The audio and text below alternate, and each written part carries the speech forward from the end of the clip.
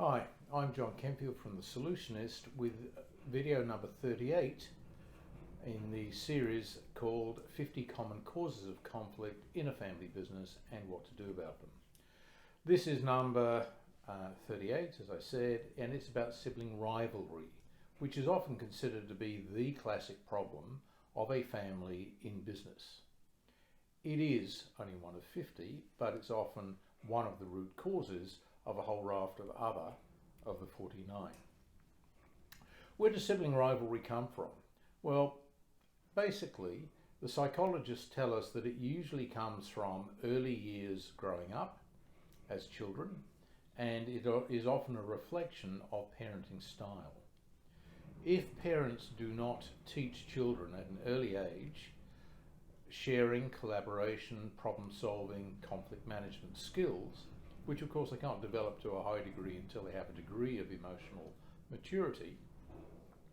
If they promote competition between their kids, if they create or foster jealousy and competition for parental love, for whatever reason, if the parents themselves are not that good at demonstrating problem solving and conflict management for their own children, then the kids themselves may grow up with a strong degree of competition against their siblings as opposed to collaboration. When they grow up, and particularly if they go into a family business, this can become quite damaging sibling rivalry, which spills over into the business and can even turn into all-out war. And I've certainly been in many situations where parents don't dare leave the business for any period of time, and certainly won't leave it to either of their kids or any of their kids, even though the kids themselves are enormously competent, because the parents know that as soon as they're not there, the kids are likely to end up in a ding-dong battle. So what do we do when we find out-and-out cases of sibling rivalry? One of the first things we'll do after sitting down with each of the individuals and getting a bit of a sense of what they think is going on, and us getting a bit of a feel for them, we'll suggest psychometric testing. We'll do personality profiling.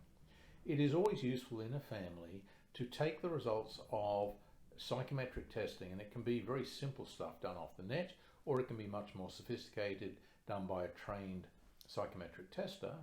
They all lead to the same thing. They lead to good conversations about the differences between individuals, and it's often easy to then blame the differences in personalities rather than the people themselves for the problems they've got themselves into over the years, sometimes over a great many years.